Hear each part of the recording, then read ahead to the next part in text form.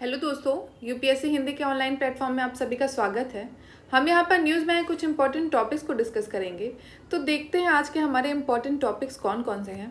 तो पहला हमारा ई श्रम पोर्टल है, फिर उसके बाद आनंग ताल लेक न्यूज़ में रही है, फिर चोला आइडल, ये चोला पीरियड से रिलेटेड एक मूर्ति है जो कि चोरी हो गई थी बहुत समय पहले, तो उसको वापस लाया जा रहा है इंडिया में। तो हम इस एरा की जो मूर्ति कला है उस पर बात करेंगे।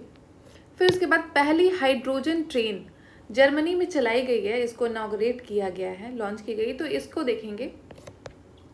फिर इसके बाद यूनिवर्सल पोस्टल यूनियन, ये एक यूएन की एजेंसी है, स्पेशलाइज्ड एजेंसी है, तो इसको देखेंगे। फिर न्यूज़ में आए कुछ लोकेशन है जिसमें सीरिया आज इम्पॉर्टेंट है, तो इसके लोकेशन देखेंगे। इससे रिलेटेड कुछ जोग्राफिकल फैक्टर देखेंगे। तो चलिए स्टार्ट करते हैं अपने सबसे पहले आर्टिकल से, जो कि ई श्रम पोर्टल से रिलेटेड है। ई श्रम पोर्टल, जो कि श्रम एवं रोजगार मंत्रालय, ministry of labour and employment द्वारा लॉन्च किया गया है। इस पोर्टल पे जितने भी अनऑर्गेनाइज्ड वर्कर, जो कि असंगठित श्रमिक यानी कि अनऑर्गेनाइज्ड वर्कर में कौन कौन से लोग आते हैं, ऐसे लोग जो किसी मान लीजिए गवर्नमेंट जॉब में नहीं है, जो नॉर्मली ऐसा काम करते हैं जैसे डेली वेज वर्कर, डेली जिनको पैसा मिलता है, जैसे कि मजदूर हो गया, माइग्रेंट वर्कर हो गए, एक जगह से दूसरी जगह जाते हैं, जैसे कि रिक्शा पुलर हो गए, जो वेजिटेबल वेंडर हैं, जो सब्जी बेचते हैं, ये लोग हो गए। तो इनके पास जो स्कीम्स होती हैं गवर्नमेंट की, ये सबका लाभ ये नहीं उठा पाते हैं। गवर्नमेंट समय समय पे, जैसे इंश्योरेंस स्कीम हो गया, एक्सीडेंटल इंश्योरेंस स्कीम होती हैं, कुछ डेथ इंश्योरेंस स्कीम होती हैं, और उसके साथ साथ पेंशन स्कीम होती हैं। तो इन सब का लाभ ये जो असंगठित वर्कर हैं उनको नहीं मिल पाता है। तो ये पोर्टल का मेन काम है, ई श्रम पोर्टल का, कि ये जो असंगठित श्रमिक हैं इनको भी सोशल सिक्योरिटी का लाभ मिल पाए, तो उससे रिलेटेड ये पोर्टल है। तो ये मिनिस्ट्री ऑफ लेबर और एम्प्लॉयमेंट के द्वारा इसको क्रिएट किया गया था, और ये पहला ऐसा पोर्टल है जो कि national database of unorganised worker, तो इनका जो टोटल डेटाबेस है, उनसे रिलेटेड जितनी भी चीज़ें हैं उनकी जो है एक डेटाबेस बना के रखता है। और इस पे करीब 38 करोड़ के अराउंड अनऑर्गेनाइज्ड वर्कर जो हैं उनका डेटा सेव है, और वो सोशल सिक्योरिटी का लाभ उठा रहे हैं। तो जो भी लोग, जितने भी अनऑर्गेनाइज्ड वर्कर हैं, जो इसमें इस पोर्टल में जो भी इन्होंने सब्सक्राइब करके रखा है, तो इनको कुछ बेनिफिट मिलते हैं। वो बेनिफिट क्या क्या हैं, जैसे कि इस स्कीम के अंतर्गत उनको 2 लाख का इंश्योरेंस मिलेगा, जो कि डेथ होने पे, या फिर एक्सीडेंटल इंश्योरेंस, कि अगर उनका एक्सीडेंट हो गया है और उसकी वजह से कुछ परमानेंट डिसेबिलिटी हो गई, मतलब ऐसा कुछ हो गया कि जिसकी वजह से वो लाइफ टाइम के लिए, पूरी ज़िंदगी के लिए वो डिसेबल हो गया है, तो उस समय इनको 2 लाख का मुआवजा मिलेगा।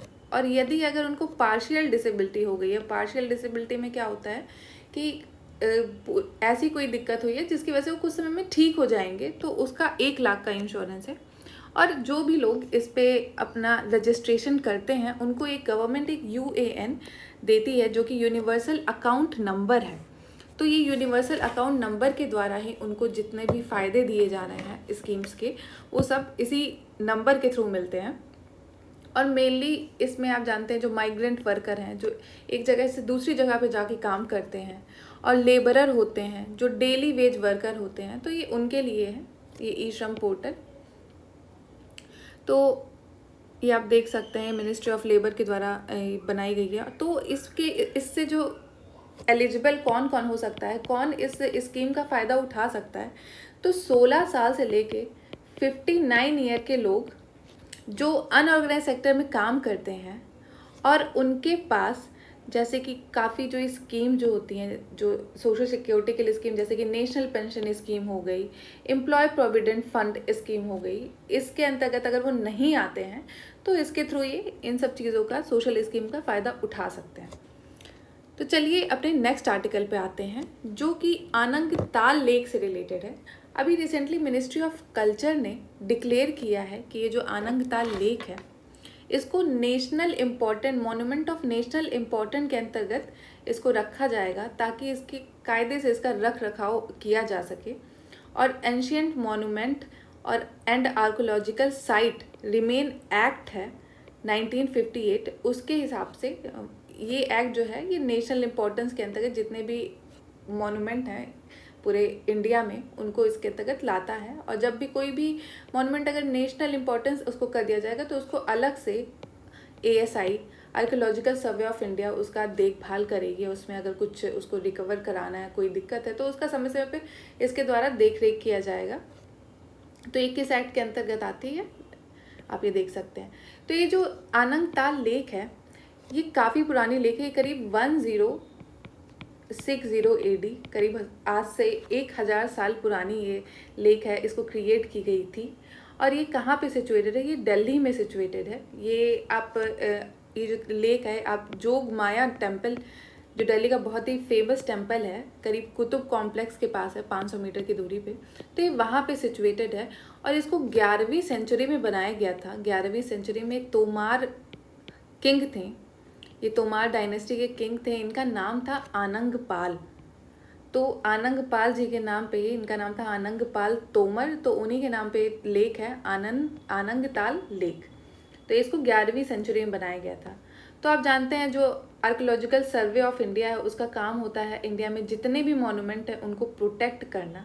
और ये जो मॉन्यूमेंट होते हैं इनकी डेफिनेशन क्या है, तो जितने भी 100 साल पहले कोई भी ऐसी चीज़ें हमारे जो इंडिया में कहीं पर भी कोई ऐसा स्ट्रक्चर है, कोई ऐसा मॉन्यूमेंट है, कोई प्लेस है, कोई मान लीजिए रॉक कट केव हो गई, जैसे आप जानते हैं बहुत सारी rock cut cave, Kailash temple है, ये सब है।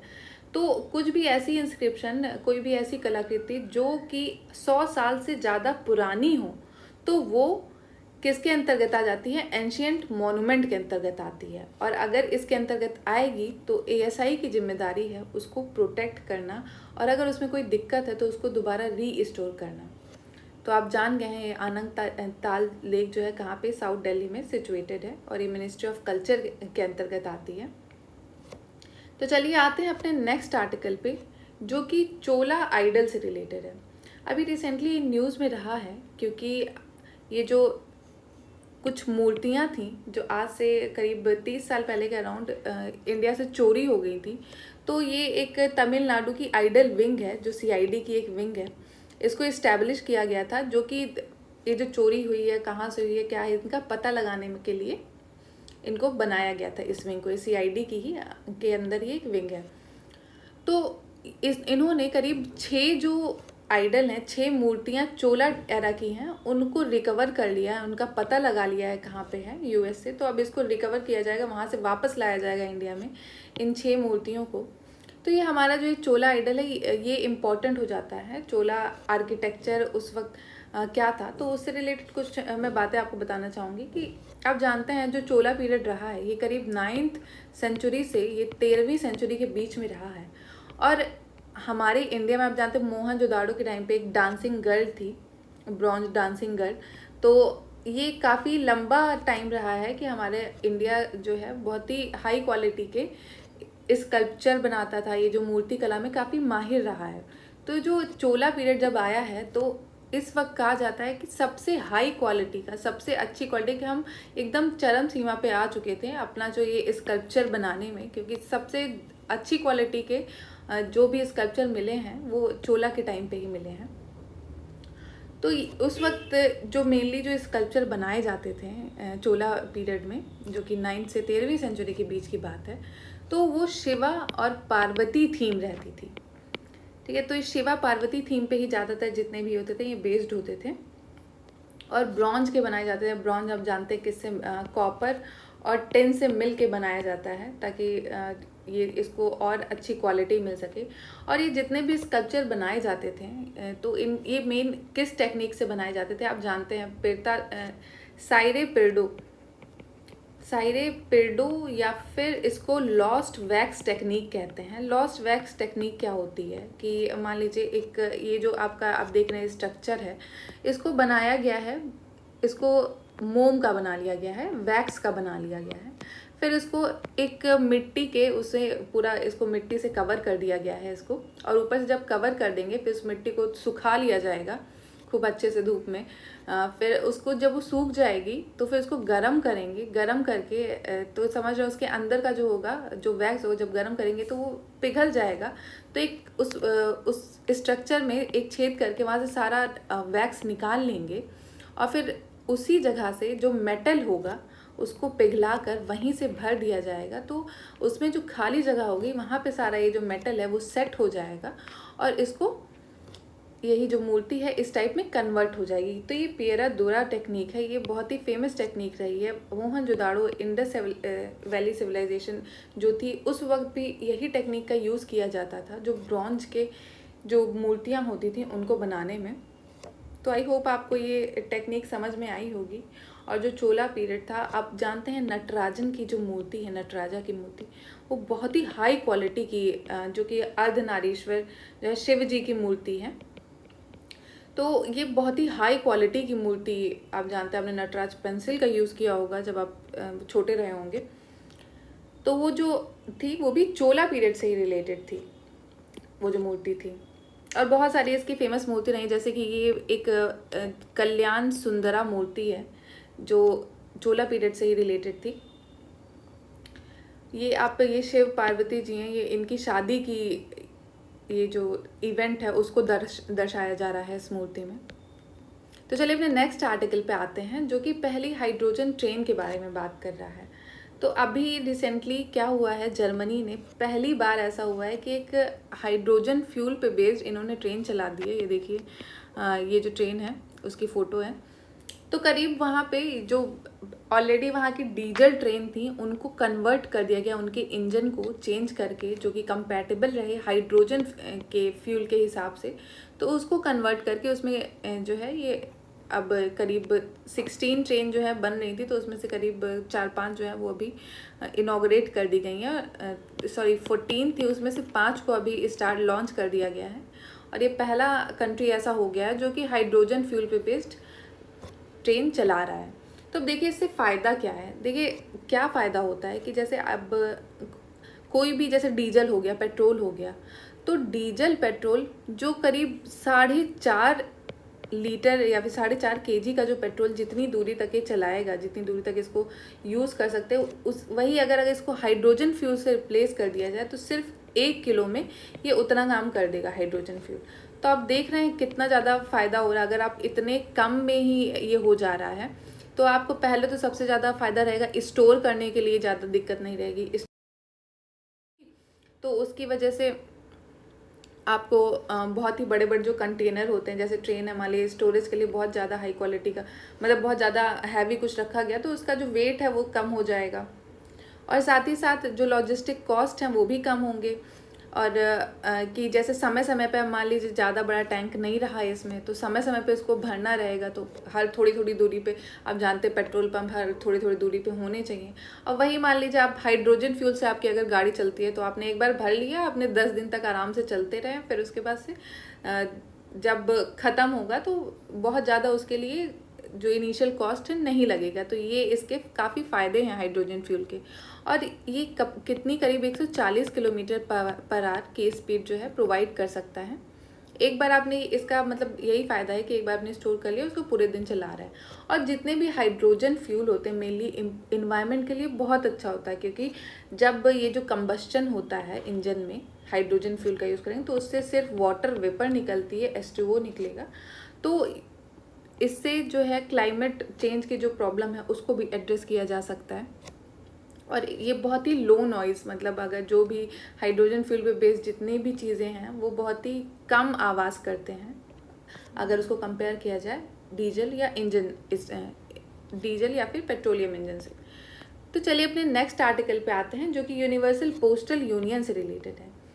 तो अभी हमारे कैबिनेट ने इसको रेटिफाई कर दिया है करीब 11, इसका जो 11th एडिशनल प्रोटोकॉल है। देखिए ये UPU होता क्या है, यूनिवर्सल पोस्टल यूनियन, ये बहुत ही पुरानी एजेंसी है जो कि करीब 1874 में ये बनाई गई थी। ट्रीटी ऑफ बर्न के थ्रू बनाया गया था। तो ये अभी यूएन की, जब यूएन का स्थापना हुई थी तो को यूएन में ही इसको इंक्लूड कर लिया गया था। 1948 में ये यूएन का पार्ट बन गया था, तो ये यूएन की स्पेशलाइज्ड एजेंसी भी है। तो इसका मेन पर्पस क्या था आप जानते हैं? ये बात कब की हो रही है, कब बना था? 1874 में। अभी आज का समय देखा जाए 2022, तो हमारे पास इंटरनेट के थ्रू आप काम मतलब कहीं से कम्युनिकेशन करना है, ग्लोबल कम्युनिकेशन करना है, आप आराम से कर सकते हो। लेकिन आप जानते हैं 1874 के टाइम पे ऐसा कुछ नहीं था, हमारे पास इतनी अवेलेबिलिटी नहीं थी कि मतलब आप फ़ोन के थ्रू या इंटरनेट के थ्रू कर रहे हो। तो उस वक्त मेन था कि टेलीग्राम के थ्रू आप कोई भी चीज़ आपको अगर भेजनी है एक देश से दूसरे देश, एक जगह से दूसरे, टेलीग्राफ के थ्रू आप कर सकते थे। टेलीग्राम ऐप नहीं, टेलीग्राफ जो था, टेलीग्राफ है, या फिर मेल भेज सकते हैं, या फिर आपको किसी को पैसे भेजने होंगे तो उसके लिए एक बहुत ही अच्छा सिस्टम चाहिए, पोस्टल सिस्टम चाहिए होता है जो कि पूरे वर्ल्ड में कायदे से काम करे। तो उसका मतलब ध्यान रखने के लिए कि जो टेलीग्राम है, ये सब चीज़ें हैं, इसको कायदे से अगर चलाया जा सके, तो इसके लिए इस ऑर्गेनाइजेशन को बनाया गया था, जिसके कुछ रूल थे, रेगुलेशन थे, जो बाकी सारी कंट्रीज़ को मानने थे। तो ये तब से चली आ रही है। तो आजकल हमारा मोड ऑफ कम्युनिकेशन चेंज हो गया है। पहले टेलीग्राम के थ्रू होता था, फिर टेलीफोन हुआ, फिर उसके बाद मोबाइल हुआ, अब इंटरनेट है, व्हाट्सएप है। तो चीज़ें बदल रही हैं, लेकिन कम्युनिकेशन तो होता ही रहेगा तब से लेके अभी तक। तो ये जो सिस्टम है, ये एक रूल बनाते हैं जो कि पूरे वर्ल्ड में सबको फॉलो करने हैं, जो भी इसका पार्ट है। तो आप इससे रिलेटेड आप देख चुके हैं ये कब बनाए गए थे, 1874 में। ये पूरे वर्ल्ड की मतलब बहुत ही इतने इंटरनेशनल ऑर्गेनाइजेशन जो इतने पुराने समय में थी, और ये यूएन की सेकंड एजेंसी थी जिसको इंक्लूड किया गया था यूएन के स्पेशलाइज्ड एजेंसी में। तो फिर अब हमने नेक्स्ट आर्टिकल पे आते हैं, जो हमारा लास्ट आर्टिकल है, ये सीरिया से रिलेटेड है। देखिए, सीरिया अभी न्यूज़ में आया है कि अभी यूएस ने एयर स्ट्राइक की है वहाँ पे, कुछ मिलिटेंट रीजन थे वहाँ पे, इन्होंने एयर स्ट्राइक किया गया है उनको मारने के लिए। तो ये न्यूज़ में आ गया है। तो ये न्यूज़ नहीं इतनी इम्पोर्टेंट है, बट ये रीजन इम्पोर्टेंट है। ये जो रीजन अब हमेशा न्यूज़ में रहता है, इज़राइल और ये वाला रीजन, तो इससे रिलेटेड तो हम देखेंगे। देखिए, जो सीरिया है, ये इसकी अगर लोकेशन देखें तो एक साइड ये मेडिटेरेनियन सी है, मेडिटेरेनियन सी को ये टच करता है। और इसकी नेबर कंट्रीज़ देखें तो इसकी नेबर कंट्रीज़ में आता है टर्की, इधर इराक, फिर यहाँ पे जॉर्डन है, इज़राइल है और लेबनान है। और सीरिया की कैपिटल देखें तो डमस्कस इसकी कैपिटल है। और जोग्राफिकल पॉइंट ऑफ व्यू से अगर देखा जाए तो इसका सबसे हाईएस्ट पॉइंट इसका क्या है? माउंट हरमन इसका सबसे ऊंचा पॉइंट है यहाँ पे। और यहाँ पे लार्जेस्ट लेक देखे तो लेक असाद लेक है, ये काफ़ी न्यूज़ में रही है। असाद लेक सीरिया की लेक है। और इनकी मेजर रिवर यूफ्रेट, टिग्रिस, आप जानते हैं, इसका नाम सुना होगा आपने, ये बहुत पुरानी रिवर्स है। और फिर यहाँ के जो डेजर्ट देखें तो सीरियन डेजर्ट है। तो ये न्यूज़ में रहता है। तो ये मेनली आप बस ये ध्यान रखिएगा, मेडिटेरेनियन सी से टच करता है। तो हमारे आज के आर्टिकल यहीं पे ख़त्म हो गए हैं। तो thank you so much for watching. जय हिंद, जय भारत।